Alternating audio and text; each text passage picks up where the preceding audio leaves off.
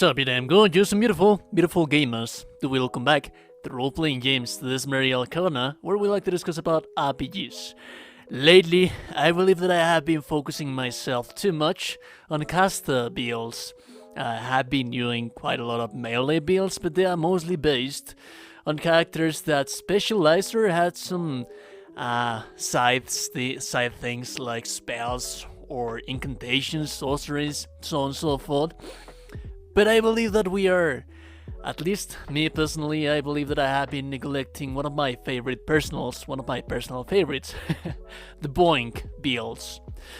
And yeah, I mean, back in the day of Souls games, these were some of the most popular builds, because they were mostly basic attack pattern enemies, something like that. But, I mean, anyways, it is what it is. I decided that this time around I would just make a pure knight build. And as you can see, they use build infidels. We are indeed the Crusader knight, that is a fully melee character. Although, before we continue with the build, a little word, if you so indulge me. I will have a giveaway where I will give you 20 million runes. I will also give you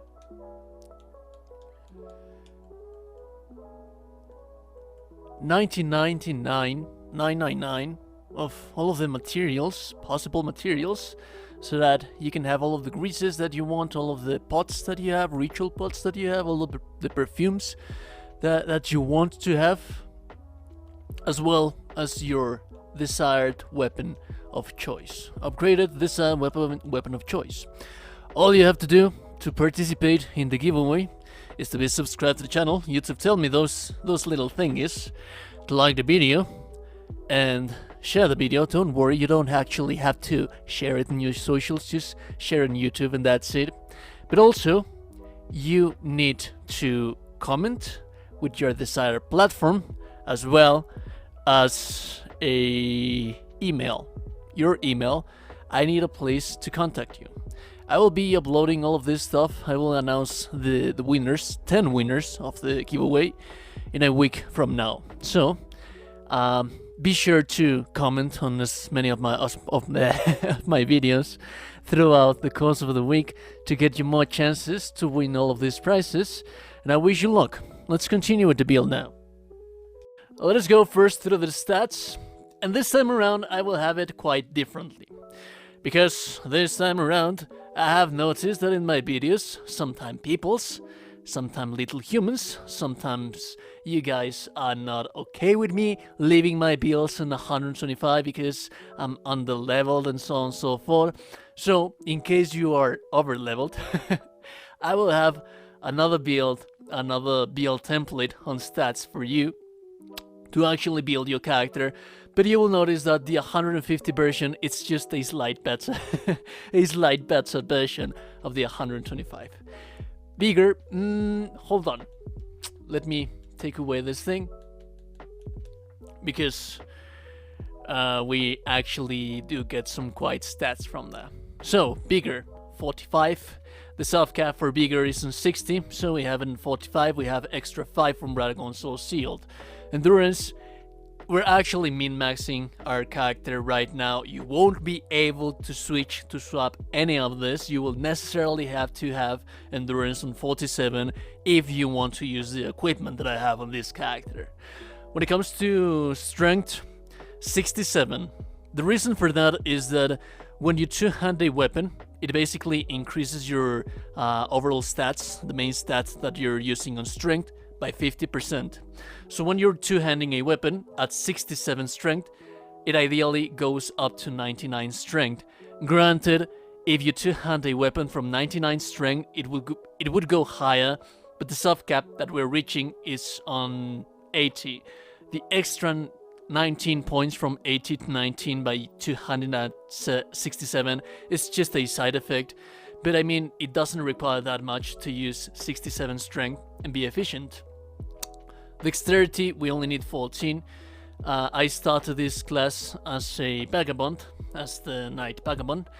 But now that I place my Radagon Soul Seal, you will see that ultimately On my 125 level template, I have 50, bigger, endurance 47, mind 17, strength 67. That is pretty much everything that you need to be a efficient boink strength build. Now let us go through the equipment. So weapons. There are indeed two variations of weapons that I like to use with this build, especially with the lances. Basically, I only use variations with the lance. The first variation that I use is a cold lance with ice spear. Granted, your scaling, it's going to get affected because of the high strength character that you are, but we're not actually using this thing to deal damage. We're using this thing as a side effect for our actual DPS, which is the Greatsword. Essentially, you want to freeze your enemies, increase the damage they take by 20%, and once they have 20% extra damage, you swap to your Greatsword and use Lion Claw on top of them, which is going to cause tremendous amounts of damage. Usually, it lands like 2k damage, so with the 20% extra damage, it would be like 2.4k. I don't know, dude, I'm not a mathematician. I suck at mathematics, but all you need to know is that the damage is going to be quite amazing. Ice Spear gives you somewhat of a range battle, but I also like to use Waves of Darkness, because while they proc, as they summon the Waves of Darkness, sometimes they might actually stagger and flinch enemies, and while they are staggered and flinch, you can use again Lion's Claw to finish the job. Also, Waves of Darkness is amazing to clear off great waves of enemies. Distinguished Great Shield, we can actually use this thing to freeze our enemies. Since it is a Great Shield, you're likely never going to get staggered, you're likely never going to run out of stamina, since we have so much stamina and we also have this Great Shield with an amazing guard boost. Essentially, we can use our spear to actually poke the enemy from behind until they get frozen, and then we swap to our Lion's Claw. The armor, Great Helm, because they use bolt infidels. The Banished Knight armor also resembles that of a Crusader knight, and like I said, this is a very min-maxing character, so I would very much like to use scaled armor and gauntlets and boots in this specific slot. The deal here is that we would need to pump up our stamina, our endurance a little bit more, and I don't actually want to use that. And since this actually quite resembles the Tabat at some extent, the colors are nice. It would be better to have a silver plated armor in here, but this is the best that we can do, this is the best that we can have. And Radagon Sword Seal, that's for the talismans. We always like to have those things. We have the Artist's Favor +2. We have the Great Jaws Arsenal, because like I said, you're going to burn your weight load like maniac. And then finally we have our Bull Goat's Talisman in here, because since we are a tank, it is in our best interest to have as much poise as possible. And finally, the Flask of Wondrous Physique. We're going to use Green Buzz Crystal Tear, temporarily boost stamina recovery speed. You're going to burn stamina like a maniac, especially with your heavy weapons and by blocking so much. And to keep blocking, to keep the enemy at bay, you actually do want to have as much stamina recovery as possible. And then the next one, you can actually use whatever you want to use. I decided to use Crystal Knot Crystal Tear to actually keep my damage at some extent nice. It will give you a nice boost in damage, but like I said, most of the cases by your damage, the most damage that you're going to be dealing is by two-handing your Lion's Claw heavy Greatsword, and we have already capped that thing, so it might actually give you a little bit more damage to poke behind your shield. Extra damage, it's always nice, but I just couldn't come up with a better Crystal Tear. We actually already have everything that we need. So, the playstyle, just to wrap up the video real fast, like I said, On our first lance, the one that has Ice Spear, you want to use it as away as possible from the enemy.